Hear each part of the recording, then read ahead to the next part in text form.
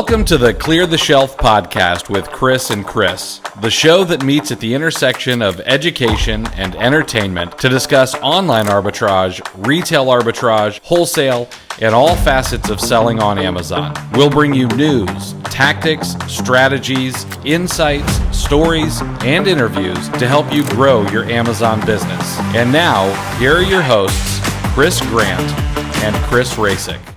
What's up, Amazon sellers, and welcome to the first episode of the Clear the Shelf podcast of 2024 with myself and my benignant co-host, Chris Rasick.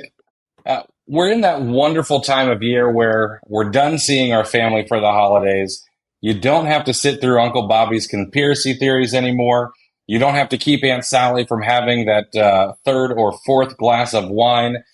And where the new year promises a fresh slate, ready for us to lay out all of our hopes and dreams via new resolutions and new goals. And that's exactly what today's episode is going to be about. The resolutions and goals that many Amazon sellers have. And we're going to try to help you get past the 19 days in which people normally give up on their resolutions in a new year. And we're just going to discuss the things that you may need to do to handle some of those common goals that Amazon sellers have. Now, before we dive in, I think you know the drill. This show isn't free. While it may not cost you anything, if you get something out of the episode, please pay us back by giving us a 5-star review on your favorite podcast player. Smash that thumbs up button on YouTube for us. It helps us a ton with the respective algorithms, and it keeps us coming back to make more episodes for you people. So, Chris, Happy New Year, man. How were the holidays? Happy New Year, Chris. Good to see you. Holidays were good. They went off, no major hitches. Everybody seemed happy. My littlest one is finally at the point where she's into the okay, what's next? What's next? As she was opening the presents and whatnot. Mm-hmm. So I was kind of worried that she was not going to be quite as materialistic and quite the consumer that what the rest of us are, but she got into the greedy spirit of it, so that was good. That's good. I'm glad she finally caught up. Yeah. So now, does your smallest still believe in the magic of Saint Nick? Oh yeah. Okay. Oh yeah. Good. We actually the biggest win from this holiday season was we got away. Now the littlest ones are 5 and 10, right? We actually got away from the elves. Which makes me so happy. We didn't bring them out, and it wasn't an issue. I think they were brought up once through the month of December, but what an absolutely annoying new tradition they're trying to force upon us. Yeah, it is. That is a historians in the future are not going to look upon us kindly when they talk about the elf on the shelf, I think. Right. I mean, it's amazing how fast you run out of ideas. Oh, absolutely. And the ideas that I do have, I'm like, man, I can't have him doing lines of powdered sugar. My kid won't appreciate that or even get it. Yeah, the kids won't appreciate the humor in the first place. Yeah. No, I didn't miss those 6:30 a.m. scramble drills to try to figure out a new place because you forgot the night before, and what a miserable tradition. So happy we're not involved. I agree. I did almost buy a Snoop on the Stoop this year just because I love Snoop Dogg and want to support him, but I did not. Yeah, unfortunately, in our house, the magic of Santa is no longer. And my oldest is 10. Or sorry, my youngest is 10, and the oldest is 17. For me, I'm fine with it. I'm okay. I explained, that the idea behind him is still important, but my wife, she was not as happy as the magic being gone. She's like, should I still write from Santa on the packages? And I'm like, if you want to, it's not going to hurt anybody. Right. But my son likes to pick sometimes. He's a person who asks why 4 or 5 or 15 times, and and so sometimes that it's a bad idea to do that with him. So That's funny. I was just reading the about a CEO of, I don't know, I think it might have been Toyota, maybe it was Nissan, and he said one of the keys was asking why like a minimum of 5 times until like you break it down. It was about getting to the root of problems and hmm problem solving and whatnot. So that's yeah, coincidence I that you mentioned that. I tried to explain to Wyatt, because for me, after 5 or 6, it starts to get a little frustrating, but I try to make sure I'm patient with it. Um, and I tried to explain to him, I'm like, I think you innately have kind of a first principles mindset. And then he got bored and walked away. Uh,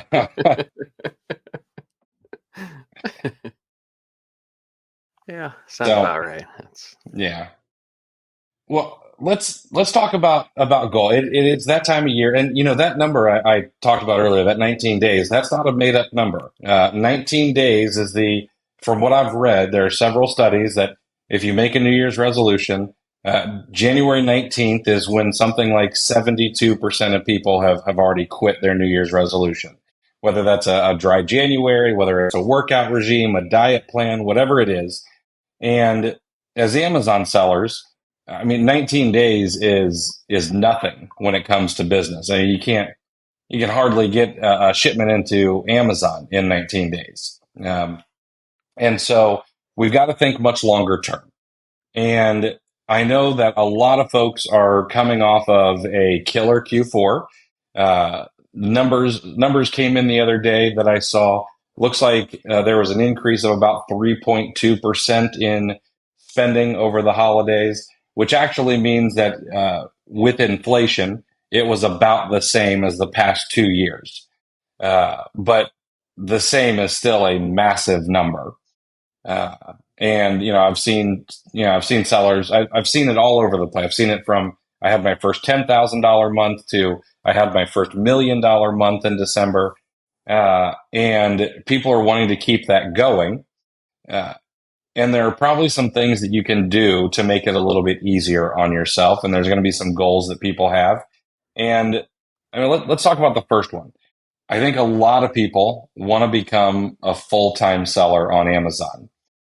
You and I are both fortunate enough to, you can say fortunate or unfortunate enough to be our own bosses. Um, whenever people ask me, "Hey, can you do this or that?" and I'm like, I don't know, I'm gonna have to check with the boss, and he's kind of a dick. Um, uh, but a lot of people are going to become a full time seller, and I guess in your opinion and in your experience, what kind of helps propel you in that direction? Well, I think the number one driver is the desire for what you see as yourself being a full-time seller. For me, it was the drive was the freedom Mm-hmm. and the being able to walk away from the 9 to 5, and work for yourself and kind of the romanticism of uh, self-employment and entrepreneurship. So I think that's probably the biggest driver. Um, and then as far as Amazon goes, especially Q4, I think about a part-time seller that gets a taste of those orange bars that hit during Q4, and it doesn't take much to start projecting what that would be, and if I focused all my resources and all my time, or the time that I was using for my day job. Um, I'm guessing this is probably a pretty uh, common thing, for as people are setting goals. Um, but yeah, I mean, definitely within the part-time thing, it's uh, I mean, it's addictive. Q4 is just waking up to those numbers on steroids and from what you're used to, and there's just so many transactions that go on. It's hard to not think about doing it full time if you're not doing it already. Yeah, yeah, absolutely. I know that was I love the name of your newsletter, Forever Saturdays. Because I think that is the goal. That's the big driver. Is that I mean, more than money freedom, it is time freedom. Just being, you're not having to punch a clock, working, when you want.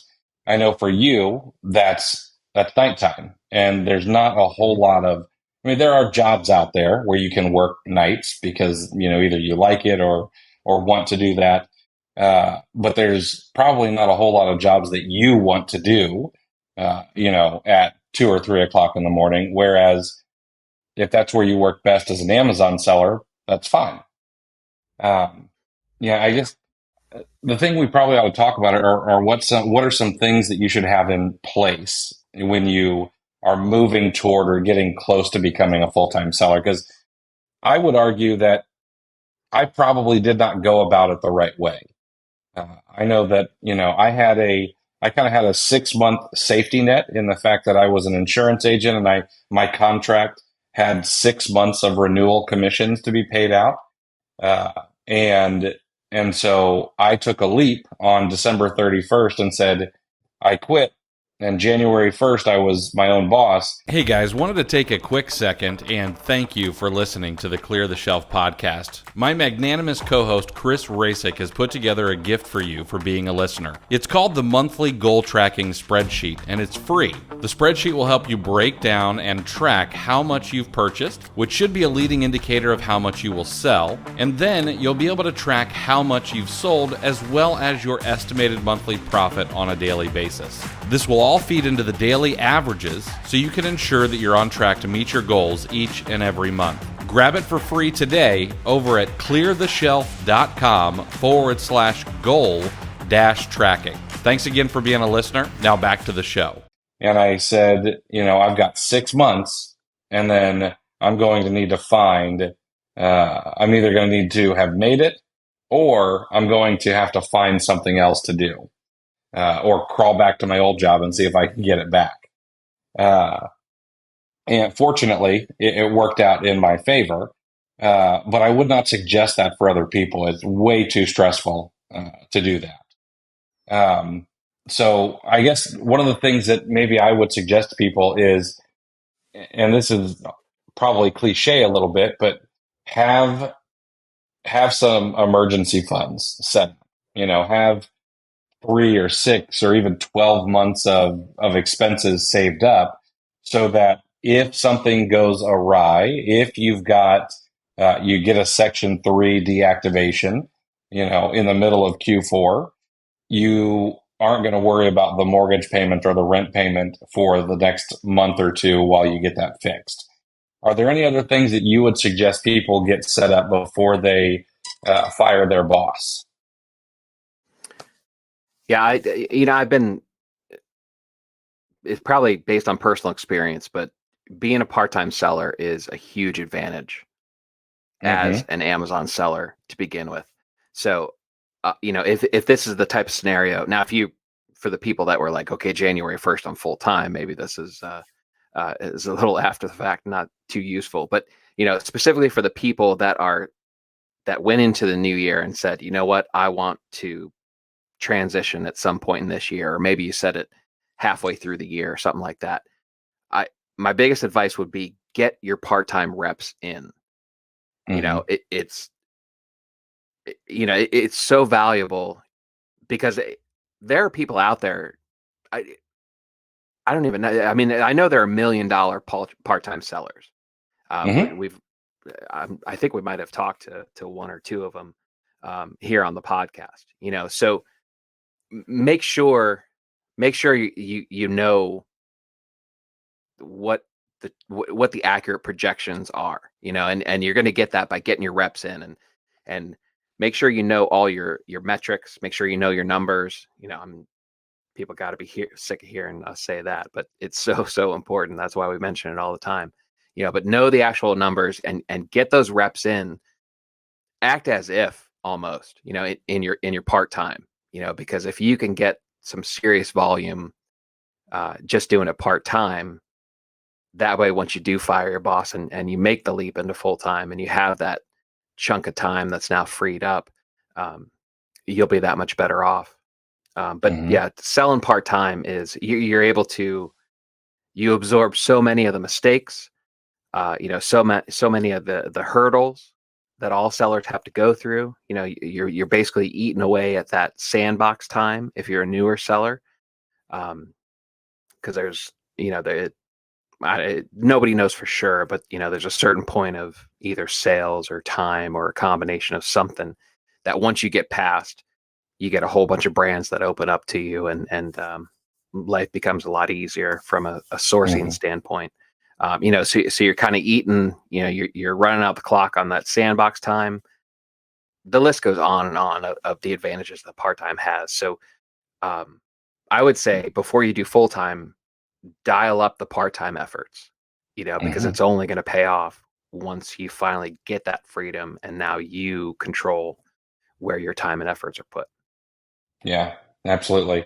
One of the other things I think that might be important, and I don't know if a lot of people talk about this or not, but if you are transitioning from part-time to full-time, and if you're doing well as a part-time seller, and maybe even running into some capital constraints on occasion, especially during Q4. Well, if you transition to full time, chances are you could come into some capital constraints quickly, because you've got more time to source. Maybe you have some more experience and are ready to go a little bit deeper on particular ASINs, or maybe you're adding a little bit of wholesale in and going a little bit deeper there. And I think that some people, especially people who are pretty good at this, can spend their money much faster than they might expect when they can spend money for 8 hours a day instead of 3 hours a day or 2 hours a day. So I think one of the important things would be have a plan for more capital if necessary. And I mean, we could talk, credit cards, lines of credit, and all of that. Whatever it is that you need to do, get it in place, and of course, do it responsibly. Try to stay away from factoring companies. They should really be an absolute last resort.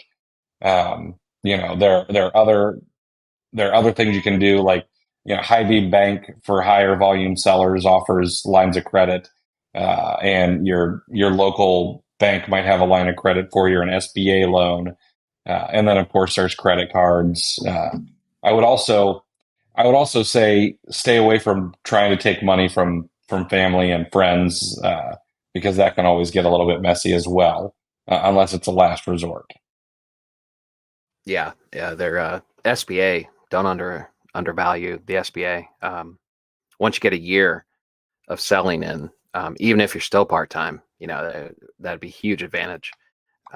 If you got a line of credit through the SBA, I was able to do that through a local bank. And that's, it's a line of credit, and Fed indicated that they may be cutting rates. So those interest rates may be coming down as the year goes. So that's another thing.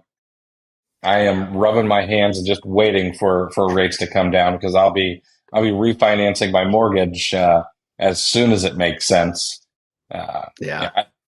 My mortgage note is not as bad as the mortgage note that my grandfather held in the 80s at 18%. But it does not feel good when I know that the neighbor's got a 2.5% interest rate. Yeah, we've been spoiled for over 20 years as far as rates go. Right. Now, outside of becoming a full-time seller, which is kind of one of the big dreams, some of the smaller things that people probably want to put into place, especially if they didn't have one of these during Q4, is some automated repricing. Honestly, I don't think I would be able to go back to manually repricing products ever again. I remember doing that, especially when I had, there was a time when I had 3,000 books in stock and I was repricing manually, and that was an absolute nightmare. And now the speed on Amazon has gotten so much faster because there were not, quote unquote, instant repricers back then. There were, repricers that I think went every 15 or 30 minutes. And now there's, instant repricing limited by the speed at which Amazon allows you to reprice.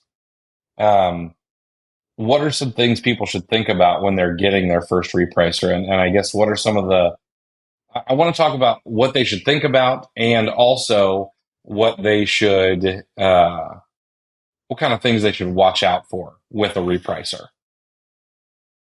Well, the first thing that you'll think about when you get your first repricer is, why didn't I do this sooner?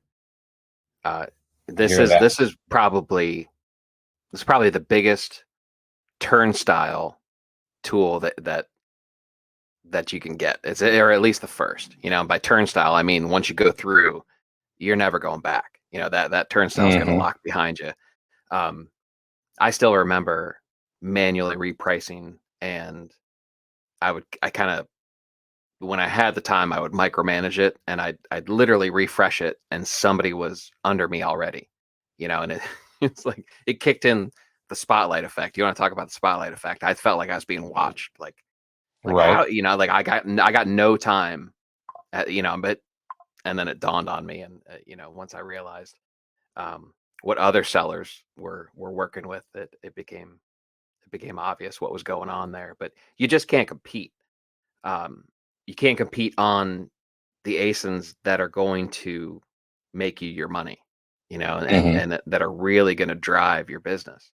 Because manually repricing going up against an automated repricer, um, that's not a winning battle. That's a losing fight for sure. So yeah, I think there's. What would you say the level is? Like, if you had to put a milestone on when it makes sense, because I think it's very, very early. You I, talk to people in these groups and stuff, and you find out that people don't use repricers, but you kind of have an idea of in general what kind of volume they do, and it's shocking. yeah. Yeah, I'm someone who advocates for repricers, I think, much faster than other people.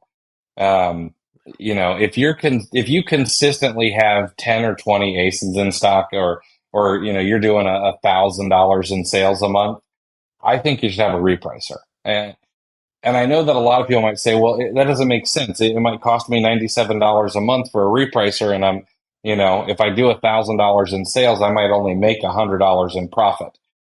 And I totally understand that. But, listen, outside of Amazon, there's not really any business where you can break even, in your first or second or third month. A lot of times you're looking at break even in 6 months, a year, et cetera. Okay.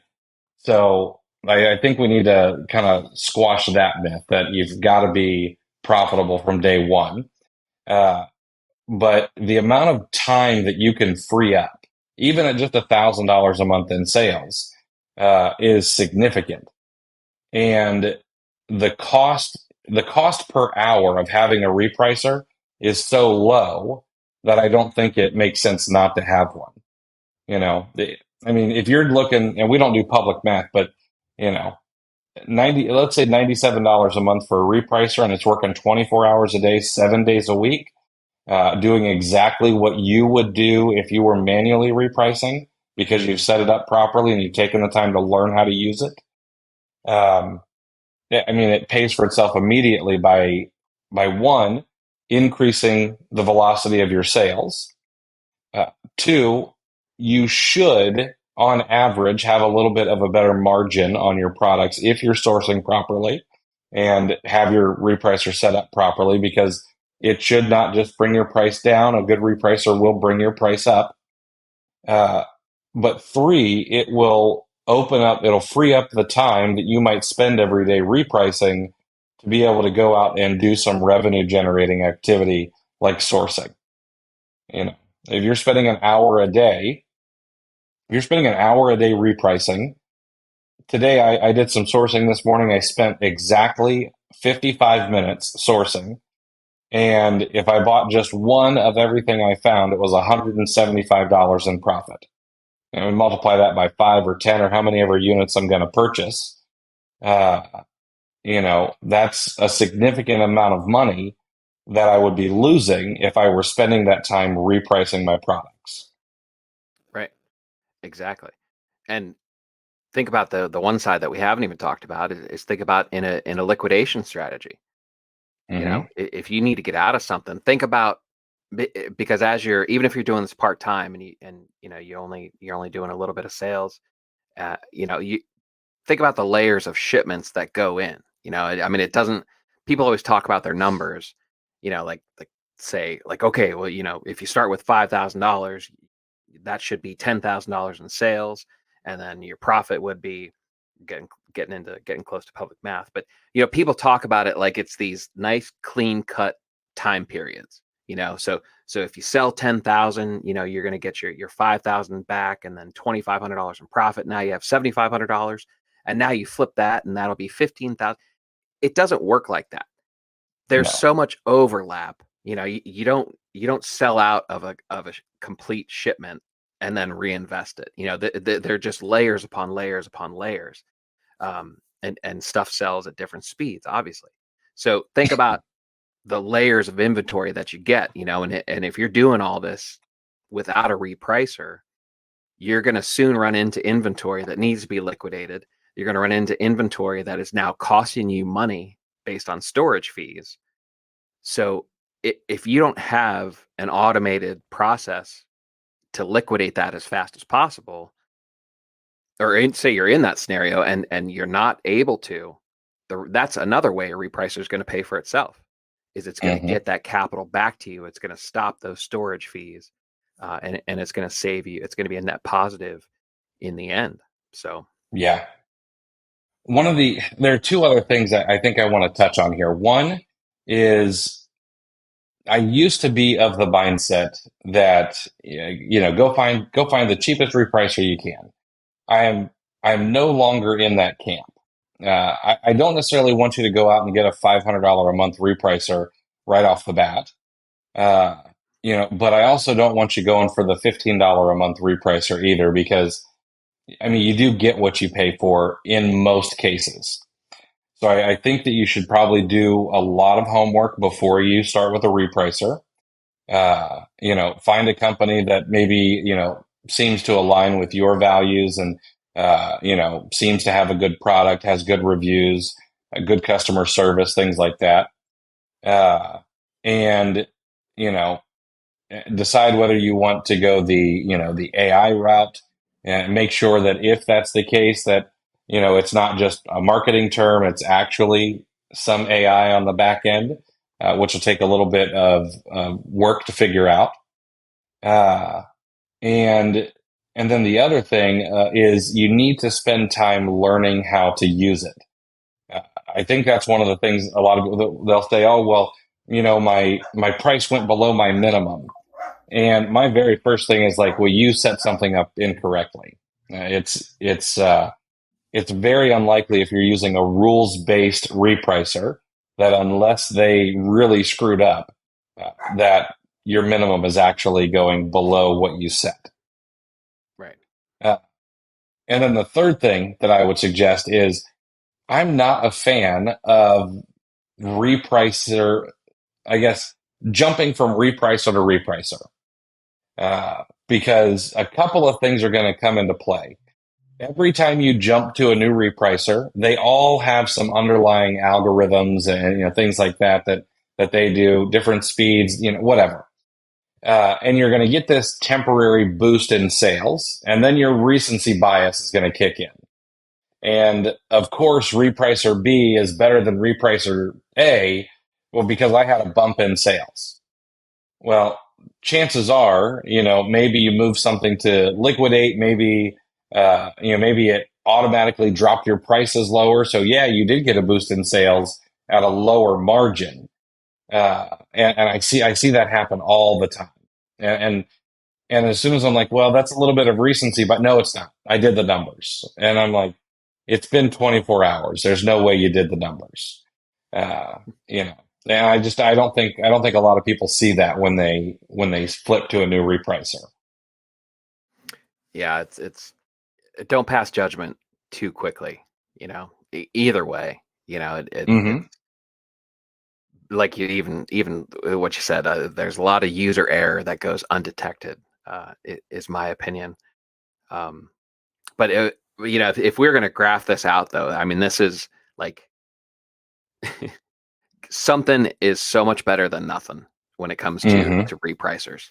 Um, if you had to use up a New Year's resolution just to decide on getting a repricer, chances are you're way late on when you should have done it already. So it's largely a no-brainer whether it's a yes or no. Should I get a repricer?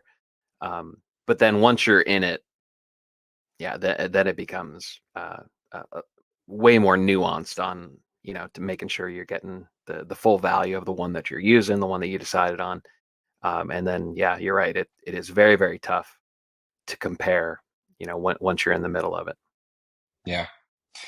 So the next resolution I think a lot of people have, and I don't know, this one seems to have some very big opinions on both sides of it, and to me, this is something that's just a no-brainer. To some people, they're like, not in a million years. But a lot of people want to move from prepping at their home or, even in their own warehouse, to getting a prep center. Uh, in my opinion, this is hands down one of the absolute best things you can do.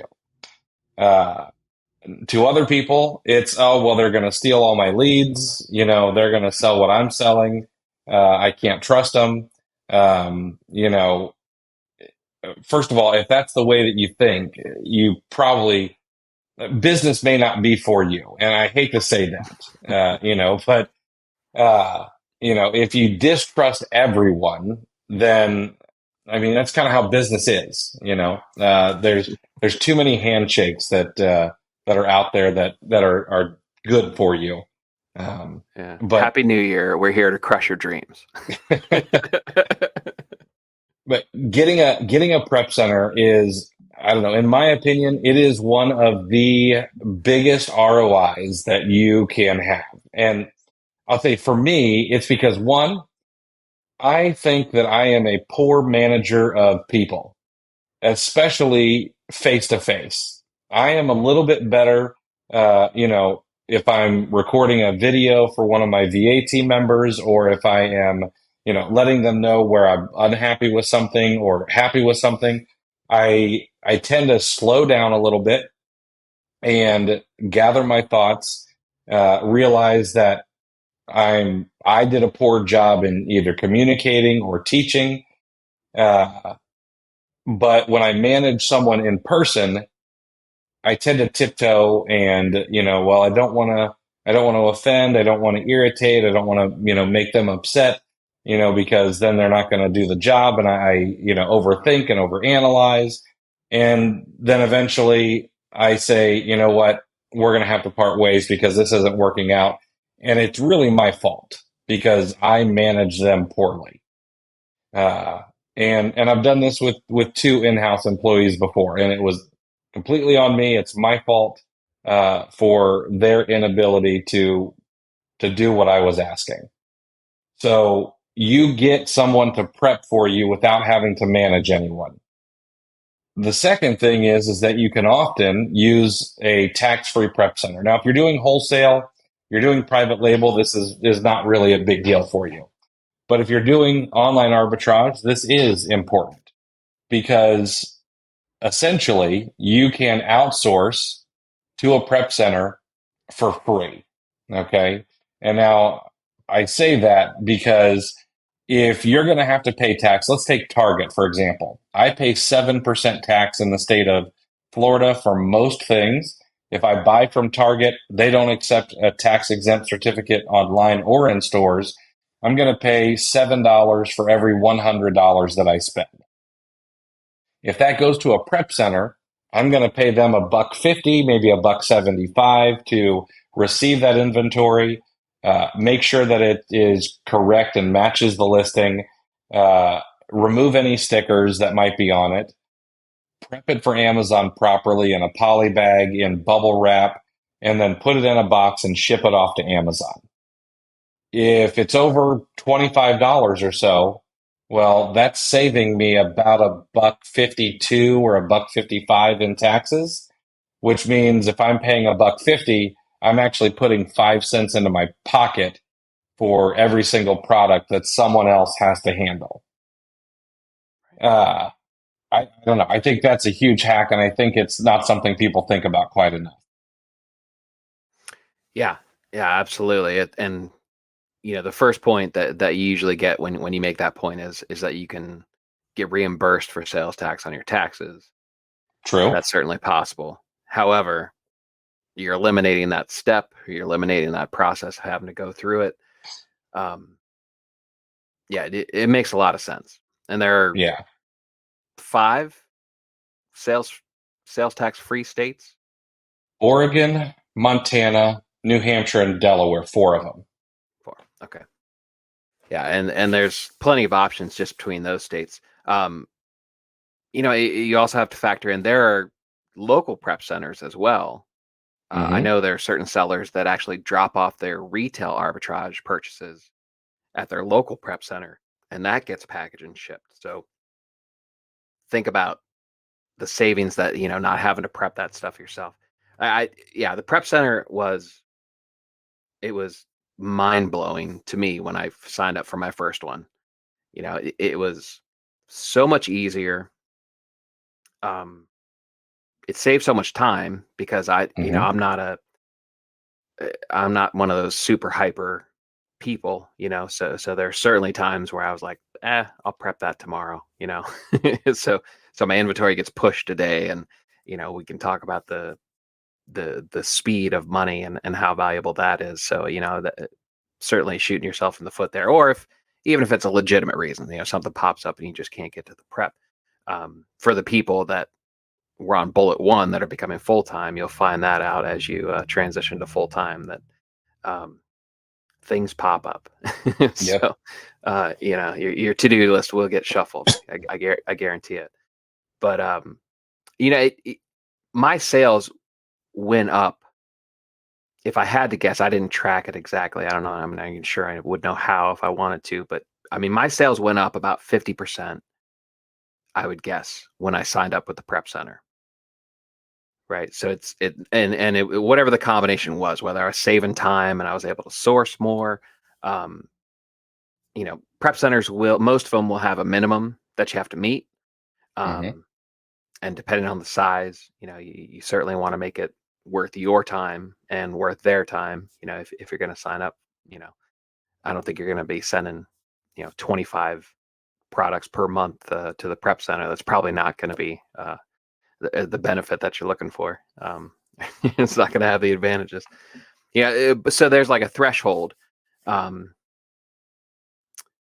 yeah, I don't know. It kind of it kicks something into gear. I mean, and my first prep center, I still had to organize the shipments myself. Hmm. So basically I decided once I got the okay that they received it and they marked it on the spreadsheet that they received, I could basically look at everything that they had in their warehouse and I could make the shipment myself. Um, which even that was helpful. My second prep center, they have a certain day of the week that I'm assigned to, and whatever's there on Thursday gets boxed up and shipped off, which that was another like mini mind blowing moment there. Oh, yeah. So so it almost imposes like it it it just makes you move faster, because especially Hmm. the if you have a certain day or something like that, you want to keep that flow in there, to try to level off the shipments and kind of make them equal in size. You certainly don't want to suffer through a lull, where not a lot of stuff came in. So it made me source more on a regular basis, because you want stuff coming in, going out of there. Um, I still had my retail stuff. It saved the prep time. I was able to maintain my retail arbitrage rotations, So I still had stuff coming in here. And let's talk about how awesome it is to have shipments coming from your house. I have 2 prep centers, so I have shipments coming from my house, from New Hampshire, and from Montana at the same time. It's like it's some like military tactical effect of all this profit descending on Amazon fulfillment centers. It's the coolest feeling. Oh yeah, absolutely. Yeah, I think that if someone is, especially if someone is not so great about sticking to a sourcing plan, I think a prep center is really one of the best ways to do it. If you got to hit a minimum of 250 or 300 units a month, that's really easy to figure out. Okay, well, I've got, you know, if I treat this like a job, I've essentially got 20 days a month that I need to source. I've got to get a minimum of 250 units in. That means I need to source X amount of units per day. You figure in some, maybe figure in some canceled shipments in there, and you add, 1 or 2 units or, 5 units or whatever it is every single day. And it's also almost this forcing function to make sure that you do, what you're supposed to do. Uh, Yep. Now, I mean, of course, we would not be doing anyone a service if we didn't talk about some of the things to watch out for, even some of the drawbacks. Okay, and the people who don't trust anybody, this will make you happy. There are untrustworthy prep centers out there. I don't know any of them. I can't name one, but it does happen. But you should not let one bad apple spoil an entire bunch, because most people who run prep centers are good, upstanding, ethical business people who just saw a need in the marketplace and decided to fill it. And the thing about Amazon sellers is that when they do run across unethical prep centers, they are very vocal about it. I see it in Facebook groups. I see it on Twitter. I'll see it on Instagram. It's almost a, burn the crops and salt the earth behind you type of campaign from whoever gets, is done wrong by a prep center, which rightfully so. You have that's the great thing about capitalism. You have the opportunity to speak your voice about a company you don't care for. Uh, Now, the other thing is, what can be a downside is you might choose a prep center that's not great at communication. Now, this should be something on the front end that you deal with, and you should be interviewing prep centers. You shouldn't just be going out and hiring the first one that you throw a dart at. And I would highly suggest that, I've got a blog post about prep centers and with a list of all the prep centers that I've been able to find on there, and it grows every day. It grew by 2 this week. Um, and I've also got some stuff in there on how you should go about interviewing a prep center. You want to make sure that there is communication. You want to make sure that you understand their processes. You want to make sure that you're clear on the pricing, because not all prep centers, especially if you go with like a larger 3PL who does some Amazon prep on the side, they're not always clear about what their pricing is. And they'll say, oh, well, it's 50 cents a unit. And then it's 10 cents for an FNSKU label, and it's 32 cents for a poly bag, and it's $5 per box that you guys have, and I don't know, a fee for putting our thumb on the scale, and there's everything. Okay, and you need to be really clear up front about what the pricing is. Excuse me. Uh, and that can all be figured out in an interview, whether that's via email or whether that's via a telephone chat or a Zoom call or whatever. You should treat going into a partnership with a prep center like a marriage, because it can become a very strong partner in your business over the long haul. Yeah. And you mentioned that pricing is important, because it's amazing how much it varies. It seems like a pretty clear cut thing, but you want to find out if it's, close to a flat fee, or whether you're going to get a la carte fees and nickel and dimed. And one thing, just in my my short experience with prep centers and my limited experience, check multi-unit, multi-pack pricing, because that is very different. And my first prep center was not, it didn't make sense. Basically anything more than 3 units in a multi-pack, I got to the point where I didn't even source. I didn't even look at them anymore.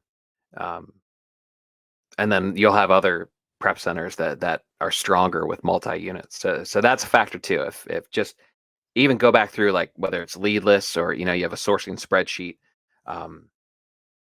be aware of your exposure to multi-packs and then what those costs will be, because that varies. One prep center I know of charges basically the per unit fee per unit in the multi-pack. So Wow. if it's $1.50 and it's a 6-pack, that's a lot more than $1.50 because we don't do public math. Yeah, that doesn't make sense at all. Yeah, it Maybe makes they zero maybe sense. they price it that way because they don't want them. I can certainly understand that it can slow down your prep speed. Right. But that's crazy. Um, this next thing is, I don't know. It's almost a two-edged sword. A lot of people, I think, feel that this can be a magic bullet for their business, and it's going to catapult them to levels of success never seen before.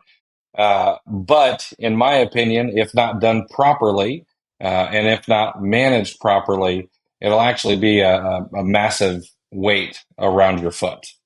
And that's hiring your first virtual assistant, your first virtual team member, whatever you want to call them, but someone who does something for you, whether it's sourcing or admin work. Uh, and I've had good experiences. I've had bad experiences. I've had, experiences in the middle. Um, this is something that can be absolutely fantastic, and it's something that can be absolutely miserable if you don't handle it properly. But I think everyone should try to get to the point where they do have some assistance. Uh, you know, Being able to replicate yourself with a VA, even if they can only do 70% as good as you, is still a win in my book. And there are a lot of creative ways to hire VAs.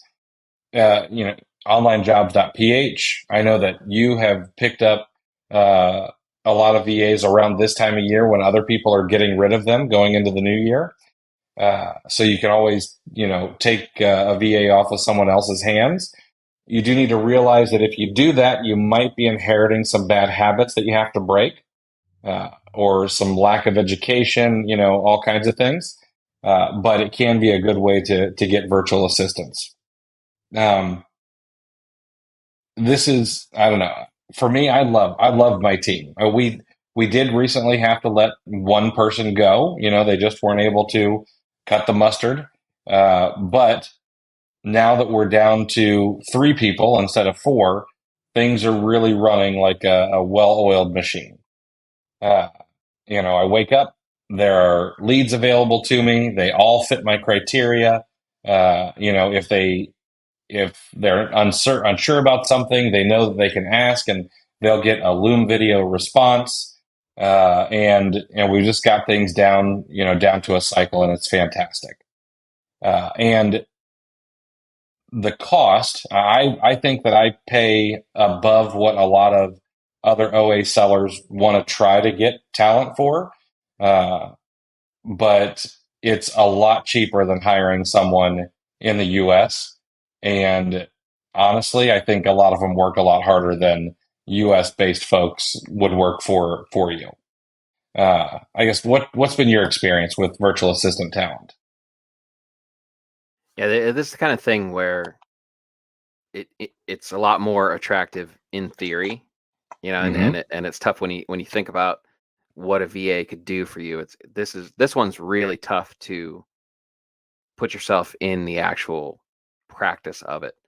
Um, Yeah, I had to let a VA go as well, just in the last couple weeks. In fact, just 2 nights ago, he was texting me begging for his job back. So that's yeah, that's a difficult it's a difficult thing, and that's something we should mention is now we both let VAs go, but I know we both gave them proper severance, proper notice. This is an actual relationship. This is a relationship with Mm-hmm. human beings that people that need to support their families and whatnot. So, um, unfortunately, when I say most of my VAs have been hired around this time of year, it's because of I fear that there are sellers that kind of treat VAs like buying your kids bunny rabbits around Easter. It's not fair to it's just a really bad practice. I think. Hopefully most people, if it was a short-term hire, that was communicated very clearly to these people. Because even my VA, just that conversation 2 nights ago, I could feel my urge to cave just because I know, I like this guy. He's a very nice guy, but he just, after repeated trainings and warnings and corrections, he just kept making the same mistakes, um, and he wasn't producing. So Mm-hmm. this is a thing where it's very easy to quantify performance, because you're basically going to give a set of criteria, and it this is all obviously sourcing VAs primarily. Mm-hmm. There are sellers out there that have admin duties for their VAs and stuff like that, but mine are primarily sourcing VAs. So yeah, the metrics are pretty clear. So it's there's a lot of emphasis on how you are as the boss, Mm-hmm. um, and it's worth putting some credence into what your responsibilities are. Because like I said, these are people, um, and a lot of them are struggling. It doesn't take much to support a family. The exchange rate is great, which is why we look to places like the Philippines, which is where all my guys are from. Mm-hmm. Um, or similar regions. They're not all in the Philippines, but basically you're kind of taking advantage of the exchange rate. Yeah. Um, in the fact that you can pay them less than the U.S. based worker. But Yeah, it's like yeah, 1 to 53 is the exchange rate, I believe, the last time I checked. And it goes up and yeah, down. And so for every dollar you pay, yeah, it's 53 Filipino pesos, which is a massive arbitrage. yeah, and they're very polite, very respectful people. If you're in the Philippines, so um, you'll know pretty well what the impact of what you do is, especially when you pay out 13th month. Hmm. They'll become big fans of you as their boss around that Absolutely. time for sure. Yeah. And you bring up 13th month, so we should talk about this a little bit because there are, it's not just, oh, well, I'm going to hire someone for $3 an hour and that's it, pay them $3 an hour, 40 hours a week or 20 hours a week or whatever. There are things that you need to take into account when you hire someone from another country. The first is going to be that their holiday schedule is different than yours. In the month of November, I think that there were 2 or 3 holidays that they're expected to have off, because that's the way it is over there. In 2023, the Filipino government legislated a third holiday for the month of November. I think like one of them is like a voting day. Another one is some sort of Christian holiday that I was never aware of. And then they had some other, I don't know, like Freedom Day or something. I can't remember, but um, so you need to be aware of those and realize that those are those are paid days off. You need to pay for those days. You need to have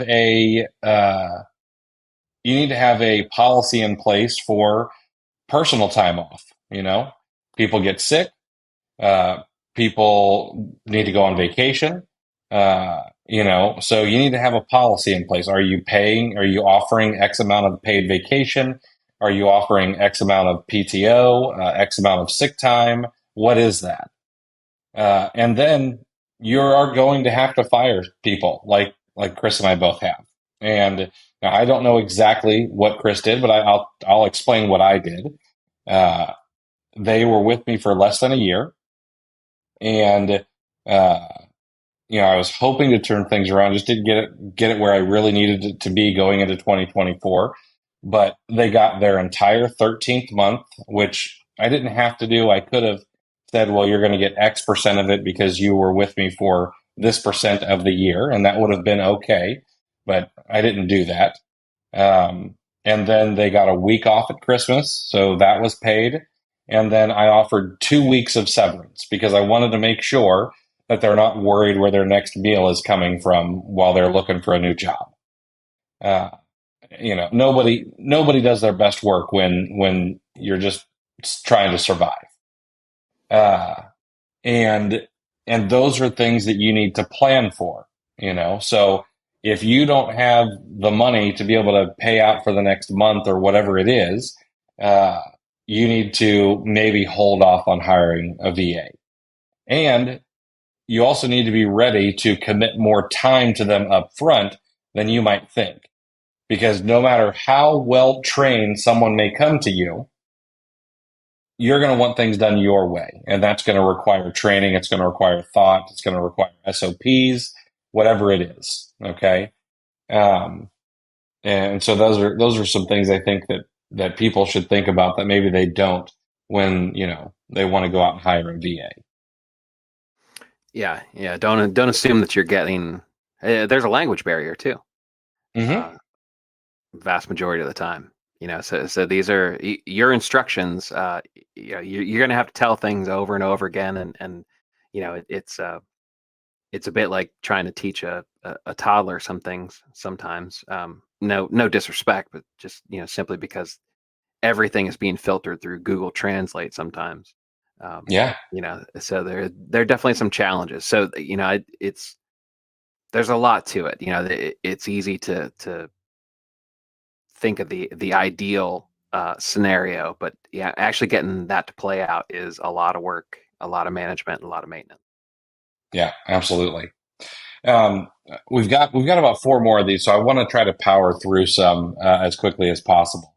Uh, Reaching $100,000 a month at least once, of course, is everyone loves orange bars, and I love seeing them. I think I know some people are like, oh, well, what's the profit? I'm like, come on, just just pat the guy or the girl on the back. They hit a milestone. Um, Right. but you know, people love to get that 10,000, that 50,000, that 100K a month at least one time.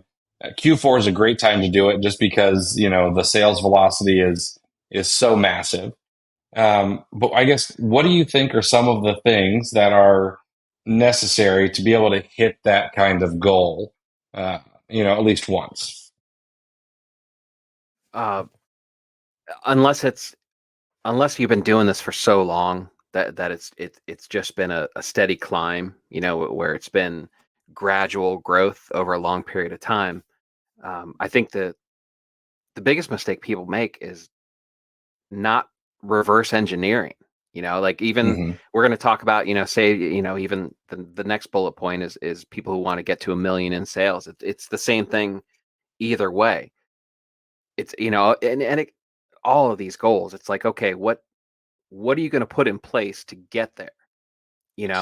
I remember in the mastermind we were talking, and it was around this time, and everybody's kind of like setting, doing what this whole episode is. You're setting goals and focuses for the coming year, and whether you're into resolutions or not, everybody's doing it. So it just makes sense, to kind of audit your business around this time. So, and I remember the one member of the mastermind said, "All right, well, I want to get to X number of dollars per month on average." And I said, "All right, that's awesome. That's great." And I said, "Okay, so what do you have in place? Like, how much, are you looking at this? You get weekly spend goals? Is it a daily spend goal?" I said, "How do you have this set up in order to hit that number?" And the seller hadn't even gotten that far. And it's I love the quote where a goal without a plan is just a wish. I mean, you're basically just taking a penny and throwing it into the wishing well. If you don't have the steps built that are going to get you there, which is probably kind of summarizes the whole issue with New Year's resolutions to begin with. That's probably why it's only 19 days, because people are just saying like, hey, I don't want to be fat anymore, and then it's like, well, you're still fat, towards the end of the month. And it's like, yeah, I haven't made it to the gym yet. And, my Uber Eats bill is pushing 4 figures. Well, all right. I think we know the cause. But yeah, I think that's the main thing for any goal that you have set, whether it be 100,000 in a month, whether it be 1 million in the year. You have to reverse engineer it and figure out what the steps are to get there. Number one, you have to have a capital plan. That's, if you're running out of capital on a consistent basis, your hands are tied on how you increase your sales. You have to either, you have to start cutting costs, you have to source better, you have to look for higher profits, better ROIs, or whatever it may be. But if you're out of capital, that becomes the thing that you need to work on, is getting access to more capital, or getting capital faster, or whatever, some sort of combination. So it's break it down, and that's not in the young MC sense of breaking it down, but just chop it up into pieces, which essentially become the steps that you're going to take to get there. That's what I'm getting. Yeah, I like that a lot. And I think way too many people don't do that. I'm probably guilty of that myself on a lot of things. Yeah, I've tried to become a lot better at that, and I've found that when you do that, it really does make things a little bit easier. If I want to get to this goal, I need to put in this many reps, and I need to spend this much money, and I need to, et cetera, and so on. One of the other things, in my opinion, is consistency. I think that a lot of sellers are probably consistently inconsistent, in their sourcing, in their, checking their account health, and all the things that matter about your business. I really do think, especially part-time sellers, and I get it. You've got a job, you've got a family, you've got to take kids to sports, et cetera, and so on. But if you want this to be something real, it's got to be treated like a business, and you cannot be consistently inconsistent. You have to do it every single day. You know, this may not be a great analogy, but I've been trying to grow on Twitter, and I found that, if I consistently post helpful content, that sure enough, you grow. But then you go and take 3 or 4 or 5 days off, and well, what happens? It falls right off a cliff. Amazon is exactly the same way. You're only going to, get out of it what you put into it. And then one of the other things is I don't think enough people think about the Pareto principle in their business enough. 80% of your profits are probably driven by 20% of the input. And if you really if you step back for a moment and look at what's working in your business, you're probably going to be able to find it. Now, maybe it's 70-30, maybe it's 95-5, whatever it is, it's going to be some breakdown that's close to 80-20. And we tend to get stuck in the 80% that's not really driving the growth. And if we can figure that out and either outsource it or just stop doing it, and focus on the 20% that's driving the results, I think you'll see growth a lot faster. And, I see some folks on Twitter and social media who I think are really good at this. They know that their business, the growth is driven off of them being out and sourcing every single day, prepping and packing every single day. There's his name, I think he goes by Ant on social media. He posts package pictures almost every single day of the week. And the man is an animal. Another one is Joey Wheeler. I see him on a road trip, every single day out there putting in the work and doing what it takes and just focusing on the 20% of the business that drives the large portion of the growth. If you do that, you'll be successful eventually. Yeah, absolutely. I mean, and you need to be hard on yourself. You need to this takes work. It's easy to kind of sit there, and if people are on Twitter, and you see Joey or you see Ant posting this stuff, you almost don't get confused that you're the same if you're not hitting the numbers that you want. And it's easy to kind of get jealous, because you're both sitting on Twitter, and so you think, I think the mistake is made where you kind of you think you're equals, and it's the same thing with like the overnight success that takes 10 years. It's like if you're just a casual observer, it's like, oh, must be nice.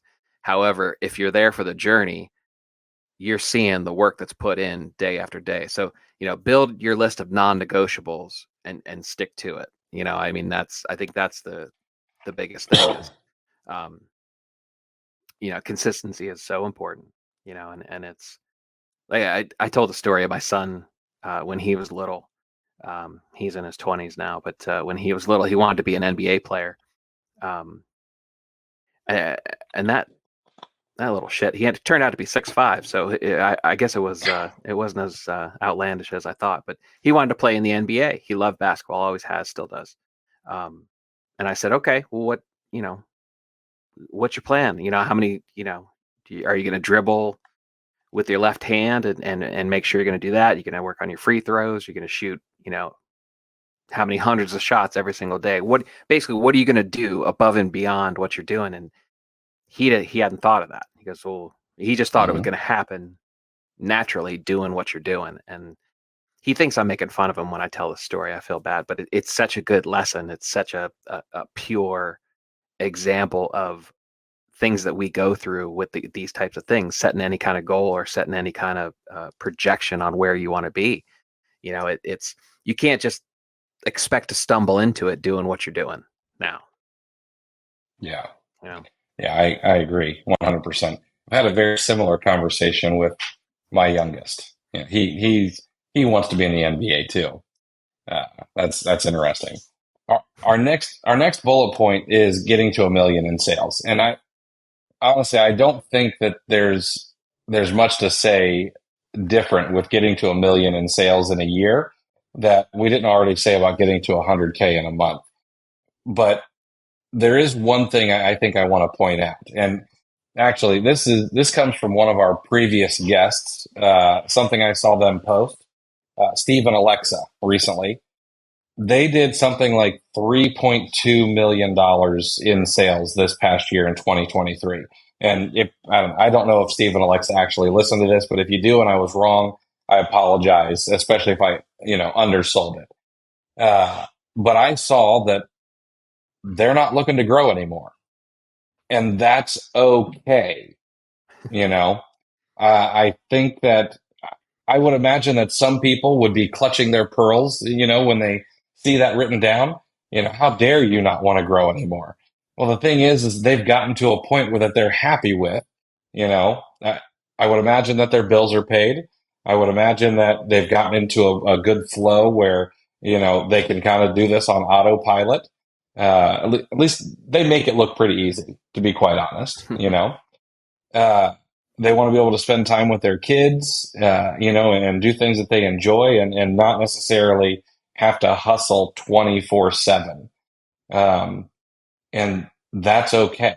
All right. So I think a couple of things here is one, if $1 million in sales is really that important to you, absolutely go for it. But not necessarily getting to $1 million a year in sales is something that is necessary for everybody, because not everybody wants to make 7 figures or, mid 6 figures in profit, whatever it is, but I think that it's really important to lay out what your goals actually are Let's say that, I want to make $75,000 a year in profit, to replace my income, or, maybe I want to do 150. Work backward into that number, because you may not need to do 1 or 2 or $3 million in sales, or $70 million in sales, like some of the big wholesalers that are out there. Yeah, that's I watched this video. Have you ever seen Tim Minchin's speech to it's a university in Australia? Um, he gives 9 life lessons, and I just watched it again. I absolutely love it. I watch it every time it comes on. Um, and his one of his life lessons that he says is don't have dreams. And it's funny, the camera angle it's such a good camera angle, because they're showing like the dean of the school just over his shoulder, and he's a irreverent comedian, if you don't know who Tim Minchin is. But I love the guy. I think he's borderline genius. Um, so he's getting a rise out of the dean, by saying this stuff. But he said, don't have dreams. Don't have lifelong goals, these big long arching goals. And a lot of his stuff is, we're going to be dead soon and it's not going to matter and blah blah blah, but in a philosophical, uplifting sense. How those guys do take those morbid topics and turn them around. But Mm-hmm. he instead said, don't have dreams. He goes, instead, I propose that you have passionate dedication to short-term interest. And his point was, whatever you're doing, whatever's in front of you, do it as well as you can. Work as hard as you can on whatever the project is in front of you, and see where that takes you. Which is kind of what you're saying. Like, we shouldn't be so quick to set these goals, the goalpost at the far end of the field, because that might not mean anything. Mm-hmm. You make sure your metrics are meaningful to you, and it's far more important to do what you're doing well. And you may find out that if you're just kind of passionate about the short term, you may end up selling 2 to 3 million, and you'll find out that setting that $1 million sales goal was meaningless. It didn't mean anything because you didn't know what you're talking about. But you focused on the short term. You focused on being as efficient and doing things as well as you can. The stuff that's in front of you, and you blew the original goal away. So you kind of, if that makes sense. I don't know if I'm Yeah. babbling or still making sense. No, that makes sense. Yeah, this is a little bit of an aside, but I would argue that comedians are modern day philosophers. I think a lot of them take things that you're not supposed to talk about in polite company, or uh, you know ideas that a lot of people think about but won't mention, and put them out there at the forefront. And even though you get a laugh out of it, a lot of it is like, oh yeah, that makes sense, or that's an interesting take. And I think that, I don't know. I think too many people overlook that part of comedy, and just want to get the laugh. I try Mhm. to do both. But that's a whole another topic. Um, we're gonna end on this one here. One of the buzzwords, one of the things that everyone who is in the arbitrage space wants to do is they want to add wholesale to their business, or they want to completely transition. Because OA is, I don't know, it's hard. Order cancels. There's all these things to worry about, and wholesale is the promised land, full of milk and honey, and with profits everywhere. Now, I am a fan of wholesale, and I think that it's a good business. I don't think that it's that much different from doing retail or online arbitrage. It just looks a little bit different in who you're sending your money to. But I guess if you were going to get started in wholesale in 2024, what are some of the steps that you would take to prepare yourself for that? Oh, well, this is set up for a shameless plug for one of your courses. Uh, but It sure you know is. what? We talk about Twitter, and how much both of us like it. um, just because it's you're able to focus. You know, I used to hate Twitter. I thought it was a waste of time. I thought it was ridiculous. And then I learned how to fine tune it. And that's one of the first things I would do. And whether it's Twitter or whether it's YouTube, but I would find trustworthy voices as much as you can manage. You know, to find those, and start learning about it. You know, this is another one similar to VAs. You know, this becomes romanticized on what's possible. Um, but there's a lot of work involved, and there's a lot of potentially uncomfortable tasks that have to be done. And the wholesale version of that is, you know, maybe cold calling, or, you know, sending cold emails and whatnot, or shaking hands at a trade show. You know, I know a lot of people, you know, the more introverted people aren't going to be, it's not going to make you feel warm and fuzzy when it comes to that. You know, one of the interviews that we had, you know, they drove around industrial parks and you know, literally knocking on warehouse doors. Um, you know, there's parts of it that are going to be uncomfortable for some people. So, um, yeah, I'm always a fan of doing as much research. I do so much research, it crosses the line into procrastination even. So, yeah, but there are a lot of resources out there. So I would get a game plan. I was, as much as I can be, you know, unbiased. You know, your wholesale course was absolutely excellent. Rumor has it there's another one coming soon. So that is certainly an option. You know, and just a good course, whether it's, you know, whether you think I'm a shill or not, but any good course will give you what you need to walk out of there, and especially like a multi-day is, you know, you'll have something from that session that day that you can take and put into action right then and there. Um, yeah, I think listening to somebody that's done it, you know, because you know, there are two different ways to go about it. You know, like, it depends. Why are you looking at wholesale? Are you looking at wholesale Mm-hmm. because of somebody on Twitter that keeps posting uh, photos of the beach sunset out of their hotel window because they're on vacation again, or pictures of their Lambo? You know, is that why you're trying to get into wholesale? Or are you are you watching the YouTube videos? Are you following the Twitter profiles of people who know the value of being an educator? You know, and how important that is, you know, like you and like Corey, and there are other people too. You know, there's, are you listening to educators, or are you listening to, you know, flashy douchebags, for lack of a better word? You know, Yeah, I mean, that was a pretty good word. Yeah, nobody would like the picture of my paid off pickup truck if I were, you know, to use it to try to sell courses. Uh, there is a wholesale challenge coming up starts on January 22nd. I'll shill it shamelessly. And if you're interested, you can go to wholesalechallenge.com. You can look it up. And that's the end of the commercial.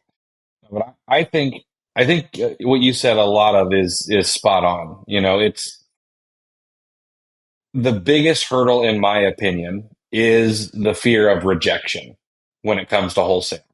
You and I have both had sales jobs, and when people tell us no, or are rude, or what, it sucks. You know, I've been hung up on. I have been forced to go knock on doors in apartment complexes and neighborhoods, and I've had the door shut in my face, and I've been put into some really awkward and uncomfortable situations on sales calls. And that will happen in wholesale, you know, whether it's a question that gets asked of you that you can't answer, you know, either because you just don't know the answer yet, or you've never run into it before, or whatever.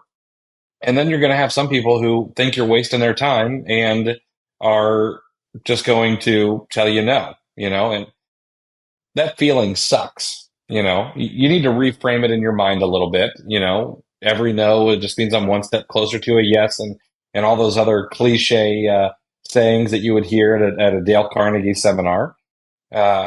They do have some truth to them, you know, but I like wholesale. I think that long term it can be more sustainable. Uh, it can be something that grows a lot larger, but I think you're right. It does get romanticized. There are still issues. You can still have inauthentic complaints. You can still have IP complaints. There's going to be times when, things get gated and you can no longer sell them. And now the issue is, well, I didn't just buy 10, I bought 100 or I bought 1,000, you know? And so sometimes the table stakes are a little bit bigger. And so you need to be able to withstand some larger losses. And I don't want to scare anybody off, I'm saying you shouldn't do that, because you can also go pretty wide and fairly shallow. A lot of people think, oh, well, I've got to do a $10,000 PO purchase order, to be able to even get my foot in the door. And that's not the case. There are a lot of places where you can get in the door for $500. You may not get free shipping. You may not get the best pricing, but you can at least put your foot in the door, and see how things go. And like anything, I think that's how you should get started, is by going wide and not deep, by testing the waters, and being careful until you're really ready to ramp things up. Um, and I think the people who say you need to go big or go home immediately, I think those are the people you probably need to stay away from in the industry and not really listen to. So, Agreed. I know that there's a ton more of goals that we could probably go over, but I just don't know how much longer we can, can we keep someone here for an hour and 50 minutes? But I want to end this with a couple of quotes. Normally we do one quote of the week when we do a podcast, but it's a new year, and I thought that this episode deserved two different quotes. And the first one is, the best way to predict the future is to create it. Now, many people on the internet attribute this to Abraham Lincoln. Abraham Lincoln also said, don't trust everything that you read on the internet, according to the internet. So I've definitely seen this written in a book by Peter Drucker. So I'm going to say this was probably by Peter Drucker. The second quote is, success is not final. Failure is not fatal. It is the courage to continue that counts. And that, of course, is the Lion, Winston Churchill.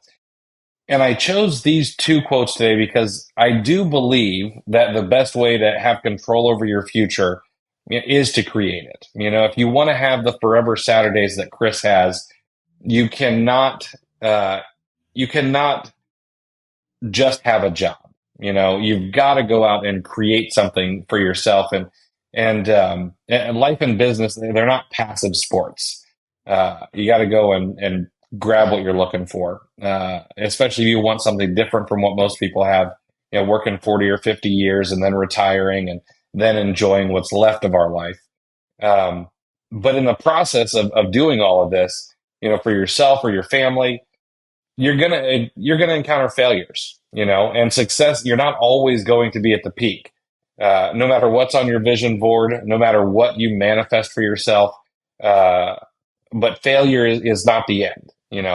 A lot of people have a setback and they pack it in, but you got to keep going. You got to learn from it. You got to embrace the suck, get back up, and kind of keep working for what you want. And that's why I love that second quote so much. But man, this was a fun episode to kind of start 2024 with, and I'm excited to see what we do with the podcast this year, man. So thanks so much for hanging out with me again today. Yeah, it's always a good time, man. Yeah. All right, guys, that's the pod for this week. We'll be back again next week with another episode for you guys. And thanks so much for listening. We'll talk to you soon. Thanks for listening to Clear the Shelf with Chris and Chris. If you enjoyed this episode, please take a screenshot on your phone and share to Facebook, Instagram, or your favorite FBA group, and be sure to tag me and let me know why you liked it and what you'd like to hear more from us in the future. Also, I'd like to give you some free gifts for listening. Head over to rabbittrailchallenge.com and repricerchallenge.com for some free courses to further your business. Thanks for listening.